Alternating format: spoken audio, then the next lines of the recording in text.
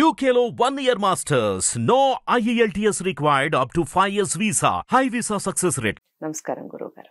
ఆశీర్వచనం తల్లి. గురువుగారు, ధర్మ సందేహాల్లో భాగంగా ఈరోజు మొదటిది ఏమిటి అంటే గుమ్మడికాయ విషయం. బూడిద గుమ్మడికాయ పూజ చేసి కట్టాలంటారా, లేదా కొంతమంది గుమ్మడికాయ ఎవరన్నా ఇచ్చారనో లేదా ఇక్కడ బజార్లో తీసుకొచ్చి గుమ్మడికాయ ఇంటి ముందు కడుతూ ఉంటారు.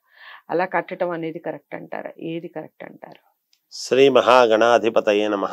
ఐం మహాసరస్వత్యే నమః. శ్రీ లలితాంబికాదేవ్యే నమః. బూడిద గుమ్మడికాయ పూజ చేయకుండా ఊరికే మనము గుమ్మాన్ని కట్టుకోవచ్చా? అలా కాదమ్మా. అసలు ఏ సమయంలో కట్టాలి అనేటువంటిది కూడా ఉన్నది. అసలు బూడిద గుమ్మడికాయ తెచ్చుకోవడము కూడా మనము తెచ్చుకునే విధానంలో కూడా ఒక పద్ధతి అనేది ఉన్నది. శుక్రవారము మంగళవారము అనేటువంటి మామూలుగా రోజులలో బూడిద గుమ్మడికాయ కొనడం అంత మంచిది కాదు. అసలు కొనకూడదు. ఎవరైనా ఇచ్చినా తెచ్చుకోకూడదండి. తెచ్చుకోకూడదు. ఎవరైనా ఎందుకు ఇస్తారు? బ్రాహ్మణులకైతే దానం ఇస్తారు, గుమ్మడికాయ దానం. మరి ఎందుకు ఇస్తారు? తెచ్చుకోకూడదు. అయితే మనం ఇంటికి కట్టుకోవాలి అని అనుకుంటున్నప్పుడు దేనికి కట్టుకోవాలి? మనం ఇంటికి ఊరికే కడితే లాభం ఏమిటి?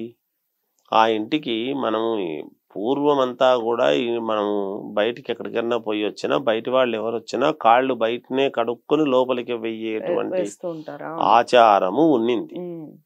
ఇప్పుడు అలా లేదు కదా. మరి ఎలా బుద్ధి పుడితే అలా మనమే గాని బయటికి పోయి వచ్చిన తర్వాత ఎలా అంటే అలా వస్తున్నాము కదా. అసలు బూడిద గుమ్మడికాయ సారాంశం ఏమిటి అంటే, ఎప్పుడైనా బూడిద గుమ్మడికాయ అనేటువంటిది మనలో ఉండేటువంటి దుష్ట శక్తిని పోగొట్టగలిగినటువంటిది. అందుకనే వాహనాలకు, ఇళ్లకు బూడిద గుమ్మడికాయ దిష్టి తీస్తే చాలా మేలు జరుగుతుంది అని దానికి విధానం. ఎంతో మంది, కొన్ని లక్షల మంది, వేల మంది దృష్టి పోతుంది అని దానికి ఉందన్నమాట ఒక గుమ్మడికాయ కొడితే. అందువలన ఆ బూడిద గుమ్మడికాయను తెచ్చుకోవటంలో మనం తెస్తాము కదా, తెచ్చినప్పుడు సహజంగా అందరు శుభ్రంగా కడుగుదామని కడుగుతారు.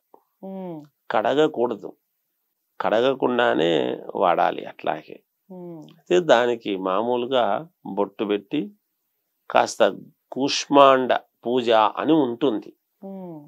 కూష్మాండ పూజ చేసిన తరువాత దేనికి కడుతున్నాము మనము, ఎవరి కోసం కడుతున్నాము, ఎవరింటికి కడుతున్నాము, వాళ్ళ పేరుతో అవి చెప్పి చేసి కూష్మాండ పూజ అని చేసిన తర్వాత ఉదయాన్నే సూర్యుడు ఉదయించేదానికంటే ముందు కట్టుకోవాలి. నిజానికి గుమ్మడికాయ తీసుకొచ్చి కూడా కొంతమంది ఇంట్లో పెట్టుకుంటూ ఉంటారు. అలా నిద్ర చేయొచ్చండి అసలు గుమ్మడికాయ?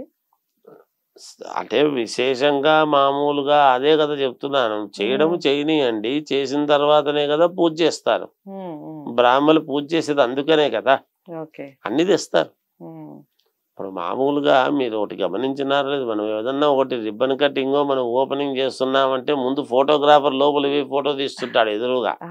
మరి వాడు వెనకాల నుంచి తీస్తే వెనకాల పడతారు కదా. మరి దానికి అంటే అందుకనే లోపలి వేయిన తర్వాత గణపతి పూజ పుణ్యాహవాచనం చేయాల్సిన అవసరం దేనికి వస్తుంది? మరి ఇలాంటివన్నీ ఉంటాయనే కదా. అందుకని తెచ్చుకున్నా కూడా మామూలుగా ఇంట్లో ఆ స్థల శుద్ధి అనేటువంటిది జరుగుతుంది, చేస్తారు. చేసిన తర్వాతనే ఇలాంటి ఇబ్బందులు లేకోకుండా చేసి కుష్మాండ పూజ అనేటువంటిది చేసి సూర్యుడు ఉదయిస్తున్నాడు అన్నప్పుడు ఉదయించేదానికంటే ముందు ఈ గుమ్మడికాయ కడితే సూర్యకిరణాలు పడంగానే అప్పుడు కొంచెం మేలు అని. అక్కడి నుంచి చాలా అంటే చాలా మేలు జరుగుతుంది ఇంటికి. ఒక ఇంటికి గృహానికి ఎప్పుడు బుద్ధి పుడితే అప్పుడు మనం ఎప్పుడో కట్టుకున్నాము అనేది కాదు. అలా ఉదయాన్నే కట్టాలి నిజానికి బూడిద గుమ్మడికాయ. ఇందులో ఇంకొక సందేహం ఏమిటంటే గురువుగారు, ఈ అద్దింట్లో కూడా కట్టుకోవచ్చు అండి ఇది బూడిద గుమ్మడికాయ? కట్టుకోవచ్చు అద్దింట్లో కూడా. అద్దింట్లో అయినా మనం బాగుండాలనే కదా చేసుకుంటున్నాము. మనం ఉన్నంత వరకు అయితే బాగుండాలి కదా. ఏ ఇంట్లో ఉండినా వేరే వాళ్ళ ఇల్లు కానీ మన ఇల్లు కానీ మనము అద్దె చెల్లిస్తే మనం ఉంటున్నప్పుడు మన ఇల్లు కదా, మనము బాగుండడం కోసం కట్టుకోవడంలో తప్పు లేదు. అద్దె ఇల్లైనా కట్టుకోవచ్చును, తప్పేమి కాదు అది. అంటే మనం బాగుండాలి, మనం రోజు బయటికి పోతుంటాం వస్తుంటాం. అందుకనే బయటికి గుమ్మము బయట కట్టడానికి గల కారణం ఏమంటే దాని కింద నడక అనేది ఉంటుంది. దాన్ని మనము వస్తున్నప్పుడు ఖచ్చితంగా అది కనపడుతుంది, పోతున్నప్పుడు దాని కింద వెళుతూ ఉంటాం బయటికి వెళ్ళినప్పుడు.